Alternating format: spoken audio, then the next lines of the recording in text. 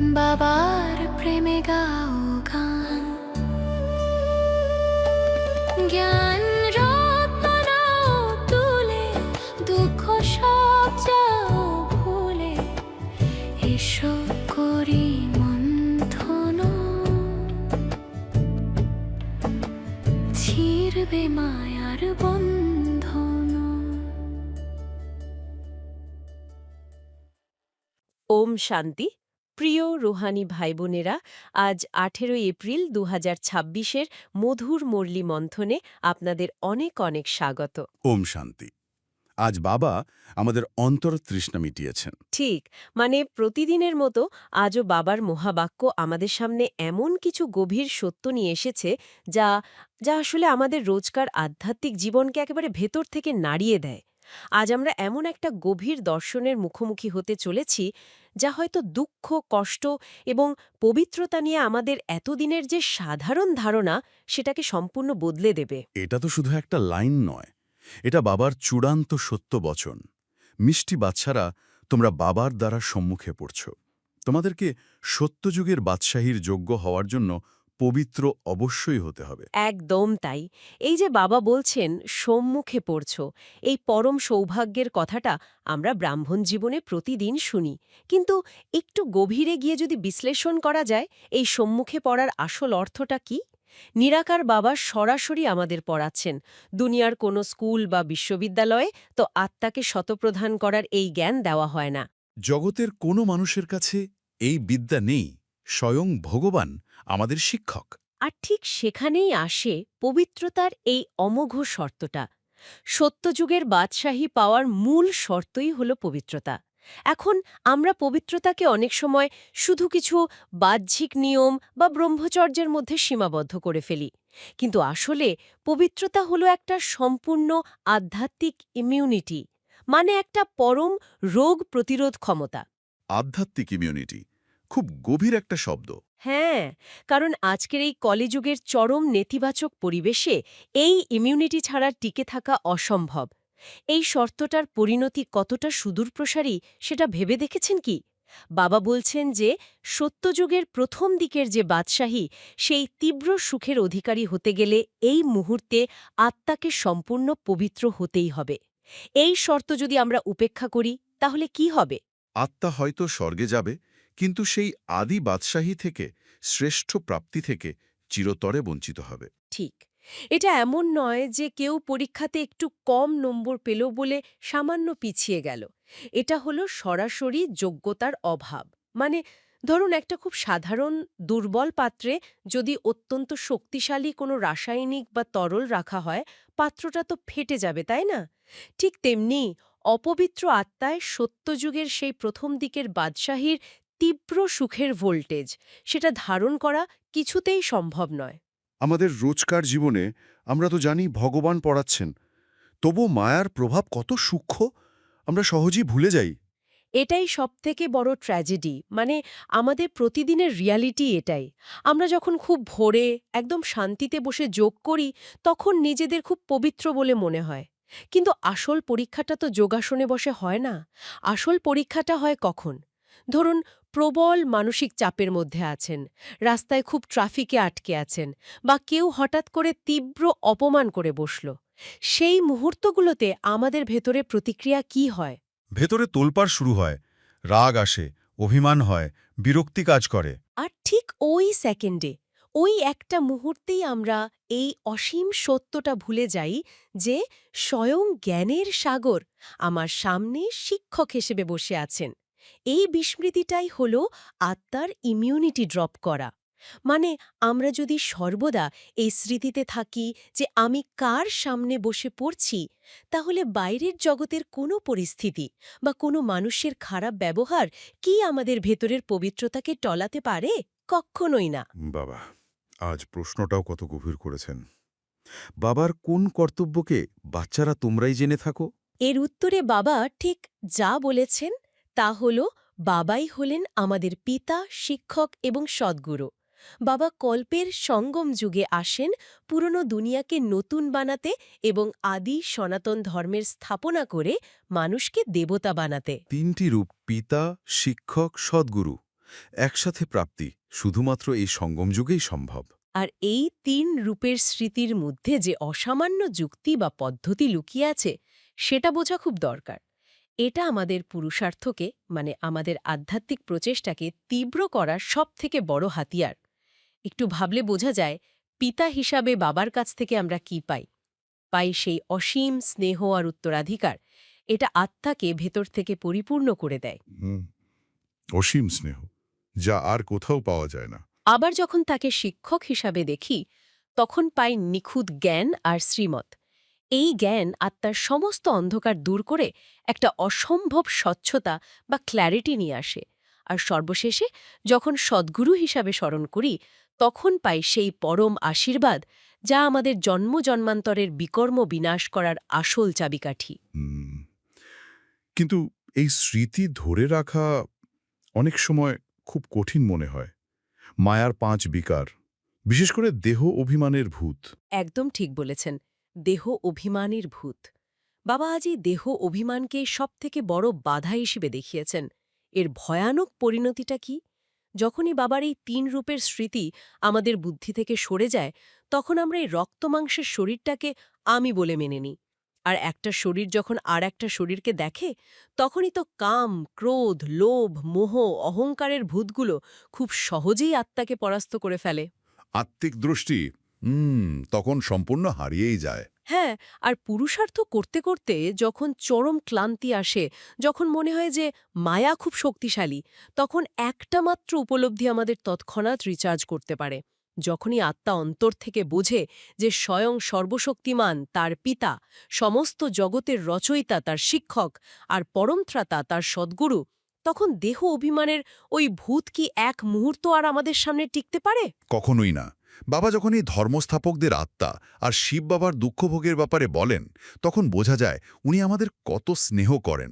আজকের মন্থনের সবথেকে যুগান্তকারী দর্শনের অংশ এটাই, শাস্তিভোগ আর দুঃখের এই গভীর রহস্য।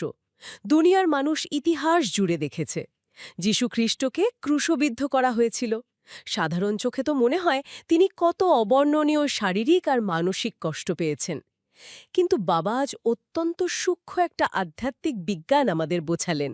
ওপর থেকে আসা নতুন এবং পবিত্র আত্মারা ঠিক, যীশুখ্রিস্টের মতো নতুন এবং সম্পূর্ণ শতপ্রধান আত্মারা যখন ওপর থেকে এই পৃথিবীতে আসেন তখন তাদের তো নিজেদের কোনো পূর্বজন্মের পাপকর্ম থাকে না, কোনো কার্মিক ব্যাগেজ নেই। তাহলে তারা কেন কষ্ট পাবেন? তাদের নিজেদের কোনো পাপের শাস্তি ভোগ করার প্রশ্নই ওঠে না। তাহলে ওই ক্রুশবিদ্ধ হওয়ার যে অসহ্য যন্ত্রণা, সেটা কার? বাবা বলছেন ক্রুশবিদ্ধ হওয়ার যে কষ্ট তা সেই শরীরের হয়, মানে যেই পুরনো এবং বিকারী শরীরে তিনি প্রবেশ করেছিলেন সেই শরীরেরই কষ্ট হয়। যীশুখ্রিস্টের পবিত্র আত্মার কোনো কষ্ট হয় না। এটা সত্যি একটা চোখ খুলে দেওয়ার মতো জ্ঞান। এই সূক্ষ্ম জ্ঞান। আর শিব বাবা, তিনি তা চিরশতপ্রধান, সুখ শান্তির সাগর। শিব বাবার হয় না? এই শিব বাবার হয় না কথাটা দুনিয়ার কাছে হয়তো একটা চরম ধাক্কা। সাধারণ মানুষ ভাবতে পারে যদি পরমাত্মা অসীম প্রেমের আধার হন তাহলে তার বাচ্চারা যখন এত যন্ত্রণায় ছটফট করছে তখন তিনি সম্পূর্ণ নির্লিপ্ত কিভাবে থাকতে পারেন। কিন্তু এই নির্লিপ্ততাই তো তার সবথেকে বড় শক্তি। নির্লিপ্ততা আর উদাসীনতা সম্পূর্ণ আলাদা। শিব বাবা তো অসীম দয়ালু। একদম ঠিক। জাগতিক উদাসীনতা মানে হল কারো কষ্টে মুখ ফিরিয়ে নেওয়া, কিন্তু ভগবানের এই আধ্যাত্মিক নির্লিপ্ততা হল তার চরম পারফেকশন। ধরুন একজন সার্জন যখন অপারেশন থিয়েটারে রোগীর চিকিৎসা করছেন তিনি যদি রোগীর কষ্টে আবেগপ্রবণ হয়ে নিজেই কাঁদতে শুরু করেন তাহলে তো অপারেশনটাই ব্যর্থ হবে, তাই না? সুপ্রিম সার্জন আবেগে ভেসে যান না। শিব বাবা হলেন সেই সুপ্রিম সার্জন। তিনি যখন এই পুরনো পৃথিবীতে দাদা বা ব্রহ্মা বাবার শরীরে প্রবেশ করেন তখন বয়সের কারণে বা পারিপার্শ্বিক কারণে সেই রথ বা শরীরের যে কষ্ট হয় সেটা কেবল প্রকৃতির নিয়ম মেনে ওই শরীরেরই হয়। নিরাকার বাবার কখনো কোনো দুঃখ বা কষ্ট হয় না। তিনি সর্বদাই সুখ শান্তিতে অবিচল থাকেন। সত্যযুগের গর্ভমহল আর কলিযুগের গর্ভজেল, কত বিশাল পার্থক্য এই দুই জগতের। এই পার্থক্যটা বুঝতে পারলেই আত্মার পবিত্রতার সাথে প্রকৃতির প্রতিক্রিয়ার ব্যাপারটা পরিষ্কার হয়ে যায়। কেন সত্যযুগের জন্মস্থানকে গর্ভমহল বলা হয়? কারণ সেখানে কোনো কষ্ট নেই। সত্যযুগে আত্মা সম্পূর্ণ পবিত্র, তার কোনো পাপের বোঝা নেই। তাই যখন সেই আত্মা একটা নতুন শরীরে প্রবেশ করে, তখন প্রকৃতির সাথে কোনো আধ্যাত্মিক সংঘাত তৈরি হয় না। একদম আরামে, যেন কোনো রাজকীয় মহলে প্রবেশ করছে। হ্যাঁ, কিন্তু কলিযুগের চিত্রটা সম্পূর্ণ আলাদা। রাবণ রাজ্যে আত্মাকে মাতৃগর্ভে একটা দমবন্ধ করা পরিবেশে থাকতে হয়, যেটাকে বাবা গর্ভজেল বলেছেন। কারণ এই কলিযুগে আত্মার সাথে জড়িয়ে আছে জন্ম জন্মান্তরের পাপের বিশাল বোঝা। সেই ভারী অপবিত্র আত্মা যখন মাতৃগর্ভে প্রবেশ করে, তখন প্রবল একটা ঘর্ষণ তৈরি হয়। সেখানে আত্মাকে পাপের শাস্তি ভোগ করতে হয়। জেলের মধ্যে যেমন কষ্ট হয়, আত্মাও তেমনি কষ্ট পায় আর ভগবানের কাছে প্রতিজ্ঞা করে। ঠিক, মানুষ সেই গর্ভজেলে উল্টো হয়ে ঝুলে বসে প্রতিজ্ঞা করে যে প্রভু, আমাকে এখান থেকে বের করো, আমি বাইরে গিয়ে আর কোনোদিন পাপ করব না। কিন্তু সবচেয়ে বড় ট্র্যাজেডি হল, বাইরে এসে এই বিকারী দুনিয়ায় সে আবার পাপ করতে শুরু করে। এই যে প্রতিজ্ঞা ভাঙার প্রবণতা, এটাই তো জেলের সবচেয়ে বড় লক্ষণ। আমরাও তো বর্তমানে ব্রাহ্মণ জীবনে বাবার সামনে বসে পবিত্র থাকার প্রতিজ্ঞা করি, কিন্তু আবার বিকারের বশবর্তী হই। আসলে আমরা অনেক সময় জ্ঞানের গভীরতাটা ধরতে না বলেই পুরনো স্বভাবে আটকে পড়ি। বাবা আমাদের এই সূক্ষ্ম জ্ঞান দিচ্ছেন যাতে আমরা এই গর্ভজেলের চক্র থেকে চিরতরে মুক্ত হতে পারি। যখন আমাদের বুদ্ধিতে এই জ্ঞান গভীরভাবে বসে যায় যে আমরা স্বয়ং নিরাকার ভগবানের সামনে বসে পড়ছি, তখন আমাদের ভেতরে সে তীব্র আধ্যাত্মিক ইমিউনিটি তৈরি হয়। আর তখন বারবার প্রতিজ্ঞা ভাঙার ওই চক্র থাকে না, জীবনটাই একটা অখণ্ড প্রতিজ্ঞায় পরিণত হয়। একদম। আর এই অখণ্ড পবিত্রতাই আমাদের চিরকালের জন্য সত্যযুগের গর্ভমহলে নিয়ে যাওয়ার যোগ্যতা দেয়।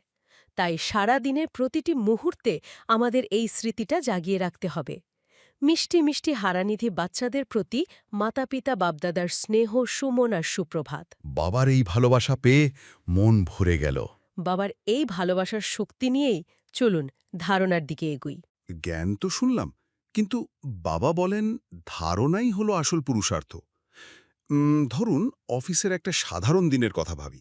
হ্যাঁ, একদম প্রতিদিনের চেনা ছবি। ঠিক, মানে প্রজেক্টের ডেডলাইন মাথার ওপর ঝুলছে, আর ঠিক সেই মুহূর্তে একজন সহকর্মী নিজের করা একটা মারাত্মক ভুলের দায় খুব সুকৌশলে আপনার ঘাড়ে চাপিয়ে দিল। উফ, খুব চেনা পরিস্থিতি। তখন তো বস সবার সামনে তীব্র ভাষায় চিৎকার করতে থাকেন, তাই না? একদম, রক্ত পুরো গরম হয়ে ওঠে, হার্টবিট বেড়ে যায়, আর মনে হয় এখনই প্রতিবাদ করে সব উল্টে পাল্টে দিই। তো ঠিক সেই মাইক্রোসেকেন্ডে দাঁড়িয়ে এই যে আধ্যাত্মিক জ্ঞান, এটাকে কিভাবে একটা প্র্যাকটিক্যাল ঢাল হিসাবে ব্যবহার করা যায়, আজ আমাদের মন্থনের মূল ফোকাস এটাই। কারণ বাবা তো আমাদের বারবার এই বাস্তব প্রয়োগের কথাই বলেন। আমরা শুধু তত্ত্ব শুনছি না, আমরা নিজেদের মনস্তত্ত্বকে নতুন করে গড়ছি। জ্ঞান শোনাটা যদি ম্যাপ দেখা হয়, তাহলে ধারণা হলো সেই দুর্গম রাস্তায় নিজে হেঁটে গন্তব্যে পৌঁছানো। রাইট, প্রতিদিনের এই যে একই রুটিন, অফিসের রাজনীতি, সংসারের চাপ, এর মাঝে শিব বাবা আমাদের এমন এক আয়না দেখাচ্ছেন যেখানে সাধারণ মানুষ থেকে দেবতায় পরিণত হওয়ার নকশা লুকানো আছে। তো চলুন বাবা শ্রীমতের গভীরে আজ ডুব দিই। বাবা আজ আমাদের খুব গভীর বিধি শিখিয়েছেন। আজ বাবা বলেছেন, মানে বাবার শ্রীমত থেকে ধারণার জন্য যে মুখ্য সার আজ আমরা পেয়েছি, তা হল বাবার কাছে পবিত্র হওয়ার যে প্রতিজ্ঞা করা হয়েছিল তার উপরে পাক্কা থাকতে হবে। কাম, ক্রোধ ইত্যাদি ভূতগুলোর উপরে অবশ্যই বিজয় প্রাপ্ত করতে হবে। এই ভূতগুলোর ওপর বিজয় শুনতে সহজ, কিন্তু হ্যাঁ, আর দ্বিতীয়ত, চলতে ফিরতে সব কাজকর্ম করতে করতে শিক্ষক বাবাকে স্মরণ করতে হবে। কারণ এখন নাটক সম্পূর্ণ হচ্ছে, এই জন্য এই অন্তিম জন্মে পবিত্র অবশ্যই হতে হবে। আচ্ছা, এই পয়েন্টগুলো শুনতে তো খুব ভালো লাগে।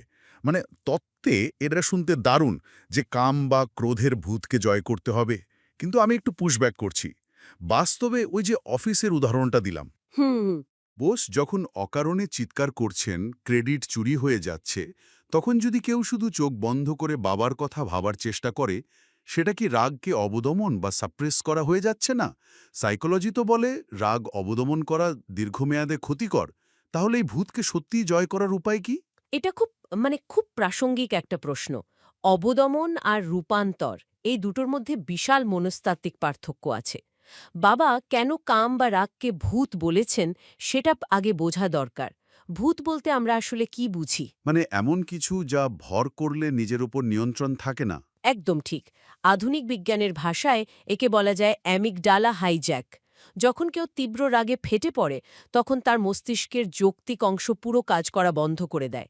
তখন নিয়ন্ত্রণ অন্য কোনো ভূতের হাতে চলে যায়। ও আচ্ছা, তার মানে দাঁড়াচ্ছে রাগ অবদমন করা মানে হলো ভূতটা ভেতরেই আছে, শুধু তাকে শিকল দিয়ে বেঁধে রাখার চেষ্টা করছি আমরা। রাইট। যা যে কোনো মুহূর্তে আরও ভয়ঙ্করভাবে ফেটে পড়তে পারে। আর এই জন্যই বাবা অবদমন করতে বলেননি। বাবা বলেছেন শিক্ষক বাবাকে স্মরণ করতে। যখন সেই চরম উত্তেজনার মুহূর্তে আমরা অনুভব করি যে স্বয়ং পরম শিক্ষক আমাদের সামনে দাঁড়িয়ে আছেন, তখন মস্তিষ্কে একটা পজ বাটন তৈরি হয়। পজ বাটন, বাহ, দারুণ পয়েন্ট। মানে উদ্দীপক আর প্রতিক্রিয়ার মাঝখানে একটা শূন্যস্থান। হ্যাঁ, একজন শিক্ষকের উপস্থিতি ছাত্রের মনস্তত্ত্বকে তাৎক্ষণিকভাবে বদলে দেয়। তখন আর জোর করে রাগ চেপে রাখতে হয় না, তখন দৃষ্টিভঙ্গিটাই বদলে যায়।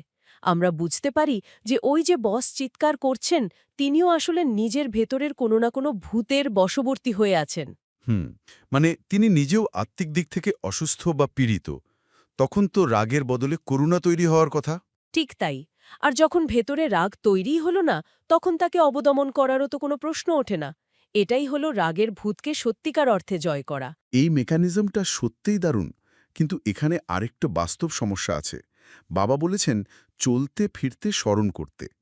চরম ব্যস্ততার মাঝে, ধরুন কেউ যখন কম্পিউটারে টানা টাইপ করছে বা বাড়িতে রান্না করছে, তখন তো চোখ বন্ধ করে বসে শিক্ষক বাবাকে স্মরণ করার সুযোগ নেই। না না, চোখ বন্ধ করার তো কোনো প্রয়োজনই নেই। এখানে আমরা একটা আধুনিক রূপক ভাবতে পারি। ধরুন আমাদের স্মার্টফোনে যখন আমরা কোনো একটা অ্যাপে কাজ করি, তখন স্ক্রিনে শুধু সেটাই দেখা যায়। ব্যাকগ্রাউন্ডে অপারেটিং সিস্টেমটা তো সবসময় চলতেই থাকে। একদম। শিব বাবার স্মরণ হল সেই অপারেটিং সিস্টেম। কেউ যখন রান্না করছে তার শারীরিক ফোকাস রান্নার দিকেই থাকবে, কিন্তু ব্যাকগ্রাউন্ডে এই অনুভূতিটা সচল থাকবে যে সে শিব বাবার প্রসাদ তৈরি করছে। বাবা পাশে দাঁড়িয়ে সেই খাবারে পবিত্রতার কিরণ দিচ্ছেন। এই অপারেটিং সিস্টেমের রূপকটা একদম পারফেক্ট। মানে কাজ থামিয়ে স্মরণে বসার দরকার নেই, কাজটা যে চেতনার স্তরে হচ্ছে সেটা পাল্টে ফেলা। আর অন্তিম জন্মে পবিত্র হওয়ার যে বিষয়টা, এখন তো নাটক সম্পূর্ণ হচ্ছে। হ্যাঁ, মানে অন্তিম দৃশ্য চলছে। নাটকের শেষ দৃশ্যে প্রতিটি চরিত্র তাদের সর্বোচ্চ নিখুঁত অভিনয়টা দেয়। পুরনো ভুল বা নেতিবাচক সংস্কারে ফিরে যাওয়ার মতো সময় আর নেই। আর এই ভেতর থেকে শান্ত থাকার একটা সরাসরি প্রভাব আমাদের চেহারার ওপর পড়ে। ঠিক, ভেতরের জমার খাতা পূর্ণ হলে বাইরের চেহারা এমনিতেই পাল্টে যায়। ঠিক এই কারণেই বাপদাদা আজকের বরদানটি দিয়েছেন। বরদানটি হল সর্বখাজানায় ভরপুর হয়ে নিজের চেহারার দ্বারা সেবা করে থাকা সত্যিকারের সেবাধারী ভব। এটা শুধু বরদান নয়, এটা বাবার দেওয়া একটা বড় দায়িত্ব। এই পয়েন্টটা এসে মনে হচ্ছে আগের আলোচনার সাথে একটা দারুণ কানেকশন তৈরি হলো। ভেতরে ভূত না থাকলে শক্তিক্ষয় বন্ধ হয় আর আত্মা সব খাজানায় ভরপুর হয়, কিন্তু চেহারার দ্বারা সেবা করা, এটা ঠিক কিভাবে কাজ করে? মানে কিভাবে প্রয়োগ করবেন সেটা বলছেন? হ্যাঁ, ধরুন সেই কলিগ যখন অন্যায়ভাবে অপমান করছে, তখন যদি কেউ শুধু চুপ করে দাঁড়িয়ে থাকে, সেটাকে তো বাইরের দুনিয়া দুর্বলতা বা ভয় হিসেবেও দেখতে পারে। নীরবতা আর ঈশ্বরীয় নেশা, এই দুটোর পার্থক্য মানুষ বুঝবে কি করে? খুব সুন্দর পয়েন্ট। দেখুন, জোর করে চুপ থাকা আর ভেতর থেকে পূর্ণ থাকার মধ্যে আকাশ পাতাল তফাত। কেউ যদি বাইরে চুপ থাকে কিন্তু ভেতরে ভেতরে রাগে ফুটতে থাকে, তবে তার চোখের দৃষ্টি, বডি ল্যাঙ্গুয়েজ সবকিছুতে সেই প্যাসিভ অ্যাগ্রেশন প্রকাশ পেয়ে যাবে। রাইট, সামনের মানুষটা ঠিকই সেই অস্বস্তিটা ধরতে পারবে। একদম। কিন্তু সত্যিকারের সেবাধারী ভেতর থেকে পূর্ণ। তার ভেতরে কোনো শূন্যতা নেই, নিজেকে প্রমাণ করার কোনো তাগিদও নেই। এই অবস্থাকেই বাবা বলেছেন ঈশ্বরীয় নেশা। তার নয়ন আর মস্তকে তা আলাদা প্রশান্তি থাকে। এটাকে কি আমরা একজন বিলিয়নিয়ারের মানসিকতার সাথে তুলনা করতে পারি? ধরুন যার ব্যাংক অ্যাকাউন্টে 1000 কোটি টাকা আছে, তার পকেট থেকে কেউ 10 টাকা চুরি করলে বা তাকে অপমান করলে, সে কি রাস্তায় দাঁড়িয়ে ঝগড়া করবে? কখনোই না। কারণ সে জানে তার কাছে কি সম্পদ আছে। চমৎকার উদাহরণ। যখন আমরা বাবার দেবা সর্বখাজানায় ভরপুর থাকি, তখনই ছোটখাটো অপমান আমাদের ভেতরে স্থিতি টলাতে পারে না। উঁচুকুলের অধিকারী যারা, তাদের চেহারায় একটা রাজকীয় ঝলক আর ফলক থাকে। বাহ, মানে তাদের নীরবতা দুর্বলতা নয়, এক বিশাল শক্তির প্রকাশ। আর এই প্রশান্ত চেহারাটাই হলো সবচেয়ে বড় সেবা। চেহারাটা একটা আয়না বা বিলবোর্ডের মতো হয়ে যায়। কোনো শব্দ না করেই শিব বাবার পরিচয় সম্প্রচারিত হতে থাকে। ঠিক বলেছেন। চরম উত্তেজনার মুহূর্তে এমন একজন শান্ত মানুষের চোখের দিকে তাকালে আক্রমণকারী নিজের ভেতরের ভূতটাও শান্ত হয়ে যায়। আর এই ভেতরের জমার খাতাকে কিভাবে আরও বাড়ানো যায়, তার জন্য বাপদাদা আজ আমাদের একটা খুব সুন্দর স্লোগান এবং ইশারা দিয়েছেন। আচ্ছা, স্লোগানটা কি ছিল আজ? আজকের স্লোগানটি হল, সময় আর সংকল্পের খাতাকে বাঁচিয়ে জমার খাতা বাড়াও। আর অব্যক্ত ইশারায় বাপদাদা বলেছেন, মহান হওয়ার জন্য শুধু অন্যকে মিষ্টি খাওয়ানো নয়, নিজেকে মধুর হতে হবে। সদা মিষ্টি দৃষ্টি, মিষ্টি বাণী, মিষ্টি কর্ম করার ইশারা দেওয়া হয়েছে। সংকল্পের খাতা বা চিন্তার শক্তি বাঁচানো। আধুনিক জীবনের দিকে তাকালে দেখা যায় আমরা সারাদিন কত অপ্রয়োজনীয় চিন্তা করি, তাই না? অফিসে কে কি বলল, কার প্রমোশন হলো, এসব গসিপ করতে করতে মানসিক শক্তি পুরো শেষ করে ফেলি। একদম তাই। এটাকে আমরা ওই স্মার্টফোনের উদাহরণ দিয়েই বুঝতে পারি। ধরুন, একটা ফোনে 20টা অ্যাপ একসাথে ব্যাকগ্রাউন্ডে চলছে, ব্যাটারি তো পুরো শেষ হয়ে যাবে। ঠিক, সকালে সুন্দর মেডিটেশন করে ব্যাটারি চার্জ করা হলো, কিন্তু সারাদিন নেতিবাচক সংকল্প চললে জমার খাতা ফুটো বালতির মতো খালি হয়ে যাবে। রাইট। সংকল্পের খাতা বাঁচানো মানে হলো প্রতিটি চিন্তাকে ফিল্টার করা। নিজেকে প্রশ্ন করা, এই চিন্তাটা কি আমার কোনো কাজে লাগছে? যদি উত্তর না হয়, তবে সেই চিন্তাকে সেখানেই ফুলস্টপ দিয়ে দেওয়া। আর এই ফুলস্টপ দেওয়ার শক্তিটাই তো আসে মধুরতা থেকে। বাবা যে মিষ্টি খাওয়ার উদাহরণটা দিলেন, কর্পোরেট জগতে আমরা বাইরে থেকে খুব মিষ্টি মিষ্টি কথা বলি, একটা প্লাস্টিক স্মাইল দিই, কিন্তু বাবা চাইছেন আমরা যেন ভেতর থেকেই মিষ্টি হয়ে যাই। একদম। বাইরের কৃত্রিম মিষ্টি কথা হলো জাস্ট পরিস্থিতি ম্যানেজ করা, কিন্তু যখন সংকল্পের শক্তি বাঁচানো হয়, ভেতরে কোনো বিরক্তি থাকে না। তখন দৃষ্টি এমনিতেই মিষ্টি হয়ে যায়, সবার মধ্যে শুধু গুণ দেখতে পাওয়া যায়। তখন মুখ থেকে বের হওয়া প্রতিটি শব্দ অন্যের জন্য ওষুধের মতো কাজ করে।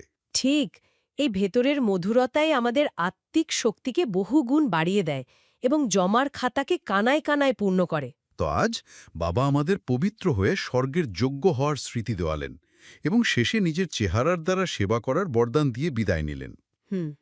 আসুন আমরা সবাই এই ঈশ্বরীয় নেশাটা একটু অনুভব করি। আসুন, এক মুহূর্তের জন্য বাইরের সব কোলাহল আর ব্যস্ততা থেকে নিজেকে সম্পূর্ণ গুটিয়ে নিই, নিজের দৃষ্টিকে অন্তর্মুখী করি, অনুভব করি আমি এক শান্ত, পবিত্র এবং শক্তিশালী আত্মা। ভুকুটের ঠিক মাঝখানে বসে থাকা এক উজ্জ্বল স্থির জ্যোতিবিন্দু। আমার পরম পিতা, সর্বশক্তিমান শিক্ষক শিব বাবা আমার ঠিক ওপরে। তার থেকে পবিত্রতা আর শান্তির শুভ্র কিরণ সরাসরি আমার ওপর বর্ষিত হচ্ছে। বাবার সেই শীতল কিরণ আমার আত্মার গভীরে প্রবেশ করছে। সারাদিনের সমস্ত ক্লান্তি, সমস্ত নেতিবাচক চিন্তা, সংকল্পের সমস্ত অপচয় সব কিছু ধুয়ে মুছে পরিষ্কার হয়ে যাচ্ছে। আমি অনুভব করছি বাবা আমাকে তার সর্বখাজানায় ভরপুর করে দিচ্ছেন। শক্তির খাজানা, জ্ঞানের খাজানা, শান্তির অপার খাজানা। আমার ভেতরের জমার খাতা কানায় কানায় পূর্ণ হয়ে উঠছে। আমার ভেতরে আর কোনো শূন্যতা নেই, কোনো অভিযোগ নেই। এই পূর্ণতার ঈশ্বরীয় নেশা, এই উঁচুকুলের ঝলক আমার মস্তকে আর নয়নে ছড়িয়ে পড়ছে। আমার চেহারা থেকে এক অদ্ভুত শান্তির আভা চারদিকে বিকিরিত হচ্ছে। আমি এক মাস্টার দাতা, এক সত্যিকারের সেবাধারী। যেখানে যাচ্ছি আমি শুধু শান্তির কম্পন ছড়িয়ে দিচ্ছি।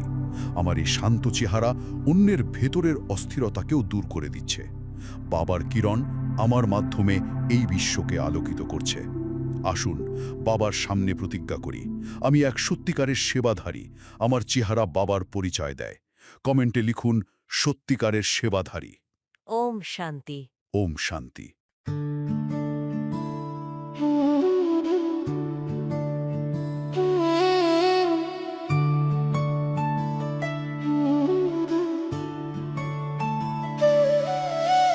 মধুবনে বাজে বাঁশি, বাবা তোমায় ভালোবাসি। মুরলি শুনে জুড়ায় প্রাণ, বাবার প্রেমে গাও গান, জ্ঞান রত্ন নাও তুলে, দুঃখ সব যাও ভুলে, এসো করি মন্থন, ছিড়বে মায়ার বন্ধন।